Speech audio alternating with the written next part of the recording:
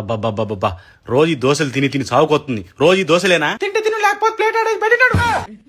అబ్బా ఫ్రిడ్జ్ కొని ఎంత పెద్ద తప్పు చేసిందే. ఈ ఫ్రిడ్జ్ కొనుక నుంచి 3 రోజులు సరిపడా దోశ పిండి బట్టి ఫ్రిడ్జ్ లో తోస్తుంది. 3 రోజులు సరిపడా ఇడ్లీ పిండి బట్టి అది కూడా ఫ్రిడ్జ్ లకే తోస్తుంది. అసలు ఫ్రిడ్జ్ దేనికి వాడతారు? పాలో పన్నీరో పెరుగు పెట్టుకుంటారు. అది కాకపోతే ఏదైనా మాంసం మెడిసిన్ పెట్టుకుంటారు. ఇంకేమైనా కావాలంటే నిల్వ ఉంచే పదార్థాలు కూలింగ్ ఉండే పదార్థాలు ఫ్రిడ్జ్ లో పెట్టుకుంటారు. ఓర్ని ఇది ఎక్కడ పాపమో మా కొంపల పచ్చి పులుసాలనే పప్పు కూరలని మిగిలిన కూరలాలనే యాపిల్స్ అలని అట్టి పళ్ళని ఏ పండు తెచ్చినా వాళ్ళకే అది పెట్టేదా కాందని చూడరు. గ్యాస్ ఫామ్ అయితే డాక్టర్ కాడిపోతే డాక్టర్ ఏమో సద్ది కూరలు తింటారా ఫ్రిడ్జ్ లో పెట్టిన కూరలు తింటారా అని ఆయన అడుగుతాడు. తింటున్నాం సార్ అని ఆయనకు చెప్తేనే ఆయన క్లాస్ బిగుతాడు. నైట్ కర్రీస్ ఫ్రిడ్జ్ లో పెట్టుకుని పొద్దున్నే తినకూడదని నీకు తెలియదా, నువ్వు చదువుకోలేదని ఆయన క్లాస్ బిగుతాడు. మరి అట్లా తినపోతేనేమో ఇల్లు గడవదా? మరి ముందే సర్ది బతుకులు మాయ. సరే తినొచ్చు, ఇవాళ నైట్ కూర రేపు పొద్దున్నే తినొచ్చు, రేపు మధ్యాహ్నం తినొచ్చు, అంతేగాని వారం మొత్తం తినమంటే ఏం తినరండి. ఇంకెట్లయితే లాభం లేదు కానీ రేపు వచ్చే పండగకి ఇంటి ఆడమని నూరికి పంపిస్తా. 3వ కంటి తెలవకుండా ఫ్రిడ్జ్ ని OLXలు పెట్టి అమ్ముపడేస్తా. లేకపోతే ఈ తినేది మన ఆడదొక్తాం. ముందే తినేది మందులు రా సామి అంటుంటే ఇది ఒక బాధ. మళ్ళా అయిపోయిందా? తిన్నావా?